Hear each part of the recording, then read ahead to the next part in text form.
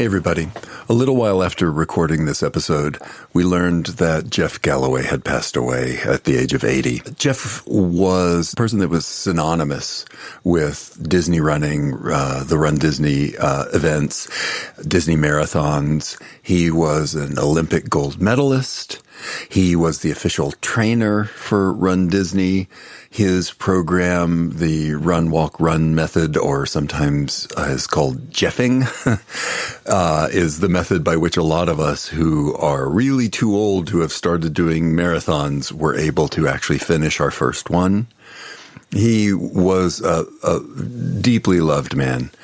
I did not know Jeff. I was around him at events from time to time. But in some ways, if you're part of the Run Disney Marathon community, Jeff knew you. If you got to the end of a long race at Disneyland or Walt Disney World, you were going to see Jeff at the finish line. You know, in his late 70s, he was there for the entire time, for hours and hours and hours. And if he caught your eye as you were about to cross the finish line, he gave you a smile and pumped a fist and gave you a way to go. You did it. When I finished my first marathon at Walt Disney World, that happened to me, and it was just so powerful and so moving. Jeff was known to tell people over and over again, you can do it. And hey, we get to do this. We get to go out and run. Our bodies are letting us do this, and we are so privileged. Jeff meant a lot to that community. He is close to people that I consider friends. His granddaughter, Carissa, is the main Run Disney race announcer. She's at pretty much every race that you would run at a Disney park. He was wonderful, and he is going to be deeply, deeply missed. So thanks a lot, Jeff, for everything you did for all of us.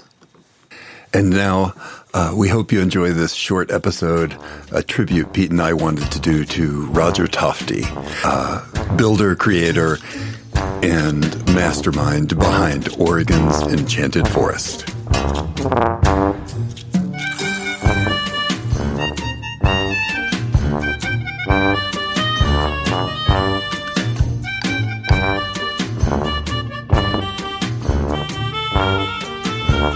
Hey, Pete. Yeah. What are we talking about today? Well, today's little shorty short is going to be about a handcrafted, family-owned theme park, and we're actually going to focus on its founder. Yeah. Because sadly, he passed away recently, and we thought this would be a great episode to put out there as quick as we could.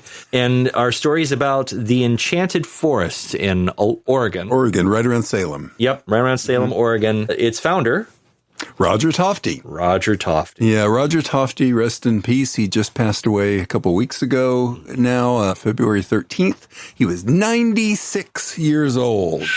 Wow. 96. And when I think about things that I love about America, and I do love many things about America, I like think the qualifier. I like like many things about it. I like guys like Roger Tofte. Yes. That is to me the kind of great American story that I love. This guy, Roger Tofte, he was a guy that was a commercial draftsman. Mm-hmm. He made signs for the highway department in Oregon. Yep. He learned watch repair. He did a bunch of commercial printer art. He was a really, really interesting character. You know, he lived around Astoria, Oregon.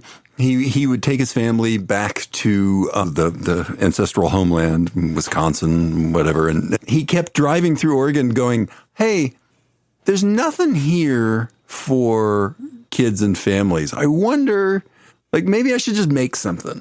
Mm-hmm.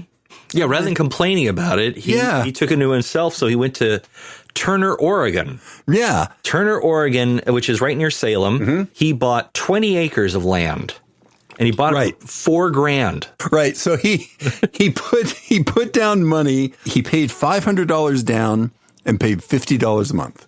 Yep. That was his deal with the banker. For the rest of his life. For the rest of his life. No, I don't know if that's true or not. Well, this is in 1964, by the way. Let's count for inflation. The price that he paid for the land was about $41,000. So it's still not a lot of money. Yeah. So, he still got a good deal. He just started building. Mm-hmm. He was like, what should I build? So he knew how to do sort of concrete fabrication. So he started building like fairy tale characters, very similar to what they have in Oakland's Children's Fairyland. Mm-hmm. He just started kind of putting things together. And because he was a commercial artist and because he was a watch repairer, he knew his way around some mechanics. Yeah, absolutely. And he worked on it for 7 years. Right, before he even opened it. He worked on this thing for 7 years. Like, this is going to be my theme park for 7 years. Okay, guys, this is my theme park. It's got a village square, and it's got the Humpty Dumpty that greets people. Some people think it's charming. Yeah. I find it kind of terrifying, but that's me. Yeah. No offense, Mr. Tofte or the Tofte family, but the Humpty Dumpty always, even when I was a little kid, it was kind of terrifying. And when he opened the park, all they really had was the kind of nursery rhyme area with the Humpty Dumpty and I think the witch's hat, the giant witch's hat with the slide in it. Mm. And when they opened up, they literally just took a piece of butcher paper and wrote "open" and stuck it out front. That's what they did. And he put one of his daughters taking tickets. Another one of his daughters was selling hot dogs. So his daughter Sue and all the kids are still involved. Wow. Still now. So his daughter Sue was like 14. She's selling tickets out of a cigar box. Mary is 10. She's selling hot dogs. She's like figuring out the money on her fingers to figure out change. That's so great. His wife was managing the business, and they had about 75, 80 people the first week. Mm-hmm. But then someone from the paper showed up. Yep. And the second week, they had 1,500 people. Yep. Everything changed. Suddenly, this little thing where it's like, maybe there should be something for families and kids. The families and kids went, you're right. Yep, here we are. We need something. We want something. He really filled a gap in a region that was kind of bereft of that. And it was just his vision. He drove around, saw this thing, was like, this is pretty. This is like a fairy tale here. I'm going to buy it. I'm going to build a fairy tale land. Great. Yeah. I went when I think I was 4 or 5 years old. Mm-hmm. So this is probably 1979. Yeah. Okay. Hadn't been open long because it opened in 71. Oh, it was still a relatively young park. I remember going to this, and it was perfect for a kid who was in a car for a long period of time, because we were driving from San Francisco to British Columbia was like our goal. But when you're a 5-year-old kid and you're stuck in the back of the car and your parents are used to driving long stints, it was a thing. And there's pictures of me standing in front of the witch's mouth. Yeah, going through the witch into the tunnels and climbing on the concrete mushrooms, and they had these giant story books that had like little vignettes in front of them, like Hansel and Gretel were going through the woods before being attacked by a cannibal witch. That's not on there. I'm sorry, Tofte family. I've got a weird sense of humor. Yeah, he built a lot of fun for a kid. Yeah, like after the fairy tale area, he built a western town, because that's just what you do when you're making a theme park. Right. So he built this kind of cool little western town. That's where they put in that log ride. They put in a theater, which later the theater just started doing these shows that Roger Tofte's daughter Sue just wrote. She would just write the shows, and that was what they put on.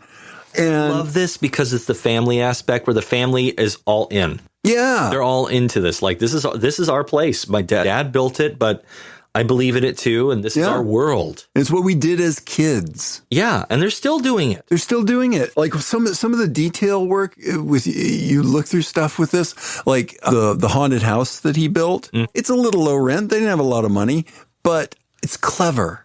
It's super clever. He did this cool thing where he painted shadows at the ends of corridors, so you got this sense that someone was waiting around the corner for you. Mm-hmm. And it's just like, it's so simple, but so effective. The whole thing opened with Storybook Lane. Yes. That was in 1971. Yep. And the Tofteville Western Town and Old European Village were added later. And that very haunted house was added the year I was born, in 1974.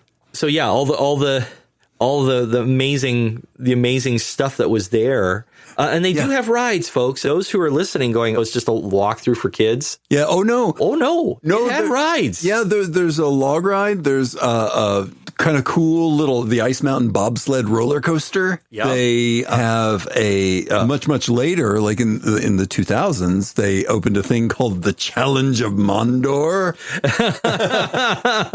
And here's the thing that really endears me. Mm-hmm. So you go look at, say, what goes on at the Santa Cruz Beach Boardwalk, and I love the Santa Cruz Beach. Sure. So they a decade or so ago, they put in this kind of cool haunted house ride. Yeah. And it is cool, mm-hmm. but they bought it.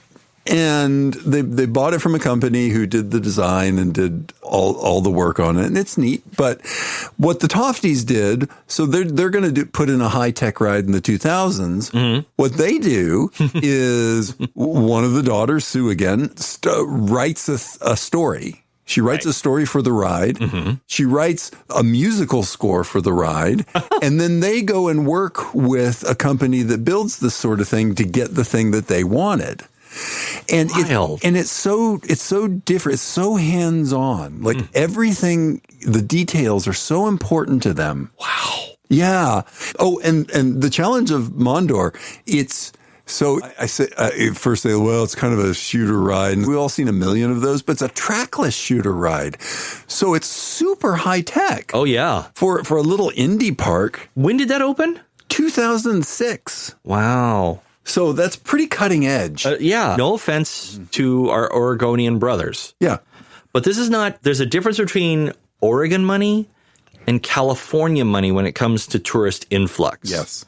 And just knowing how much a trackless ride system can cost. Yeah. That's pretty impressive. And that's actually a compliment to the Enchanted Forest. Yeah. To be able to make enough money and revenue to be able to afford to install something like that. Right. That's really impressive. Well, and one of the interesting things that happened with the Enchanted Forest, one of the kind of most beautiful parts of their story is that when COVID happened, because when you're running a business like this, you are on a knife's edge. Yes, you are. You are always just kind of barely making it. And people grew up with it. People love the park. People went there. Yeah. But when COVID hit, it all but destroyed them. I know. They almost went under. There are a lot of attractions in Oregon that actually did not survive. That's right. There's a wildlife park near, not Brookings, Bandon.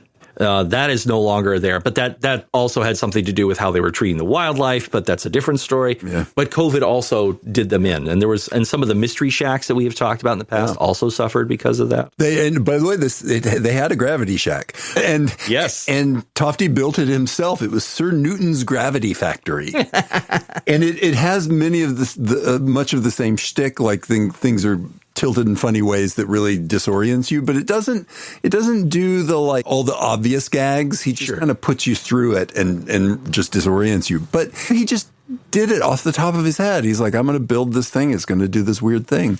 But he put a gravity shack in. That's so great. Yeah. But after COVID, there was also right towards the end of COVID, like 2021, there was a huge ice storm in that area. Yes. A bunch of trees fell. It destroyed some things. One of the small train rides was destroyed. The Humpty Dumpty might have gotten. Yeah. Yeah. And at that point, Enchanted Forest wasn't going to be able to make it. They were like, okay, COVID and this ice storm have destroyed us. So someone just put out a call for help. 8,000 people donated. Oh, $500,000, $500,000 got donated by people just to save Enchanted Village. That is so fantastic. Yeah. That shows the love that people have for this place. Yeah. I still have very fond memories of it, and I only went to it once. Yeah. When I was 5, but I remember what the interior of the haunted house was like. Shock of shocks. I remember the feeling of it. I remember it being actually a very nice warm summer day, and I'm walking around in shorts, and I remember it very vividly. And I was a very little kid. Yeah. But it was that memorable. Yeah. And to know that was made by a family. Yeah. Makes it all the more Enchanted. And yes, and is still run by the family. Even after Roger's death, like his family still runs it. Mm-hmm. And you think about something like Knott's. So Knott's Berry Farm, run by a family for a very, very long time. Predates Disneyland and makes it, up until the 90s before they finally sell out? I don't remember when they got purchased by Cedar Fair, but it took them a long time. Yeah, but they did eventually sell out. And I'm not casting aspersions at all. No. I don't blame them for doing that. No. I'm sure they're tired of it. No. But there's something just really beautiful about Tofte and the family did with Enchanted Forest, and that they've just kept it in the family, and they continue to keep it in the family, and they've never tried to turn it into a corporation or expand it to other locations. It's just, this is their thing, and it's here, and this is what they wanted to do. Absolutely. And I just think that that's beautiful. I agree. I absolutely agree. So please, Tofte family, please accept our condolences for the loss of your father. He was a very influential man, and by all accounts, a very nice man. Yes. And we here at the Lowdown of the Plus Up really revere people who do this. Like Kelly and I have talked about this for years, in which we both really revere people who have this hands-on, roll up your sleeves, I'm just going to do this myself attitude towards entertainment like this. Yeah. Like the Knotts family and like the Toftes and like all the Gravity Shacks out there. There's just something about that. Yeah. That makes it all the more special rather than having a mega corporation like Disney or Six Flags, Cedar Fair, whatever, Universal or whatever, these bigger corporations. They got the money to clean your clock. Yeah. But these smaller people don't. They don't have that money. Yeah. And yet they still put something together that is remarkable, special, and memorable. It means a lot to a lot of people. Absolutely. Yeah. So just as a we don't normally do this, but because that these people are so special, I do want to put a shout out their season. If you are interested, if you are an Oregonian or someone who's going to be taking a road trip through Oregon, please take a minute and visit their website, enchantedforest.com. Yeah.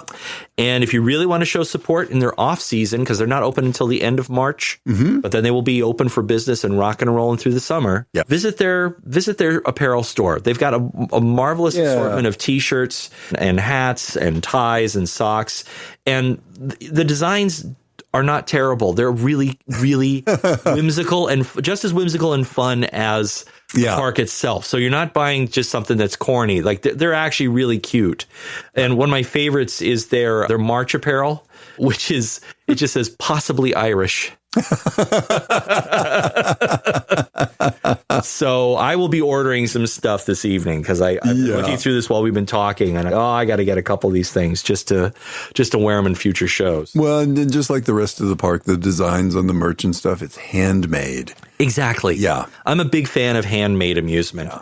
As we move forward with this show, I think we're going to do a lot more of these little shorty shorts to talk about these more handmade attractions. But we wanted to make sure that we gave a shout out to the Tofte family because of their loss of their dad this month when we recorded this. Yeah. So, all right. Well, I'm Peter Overstreet. And I'm Kelly McGovern. And you're listening to Lowdown on the Plus Up.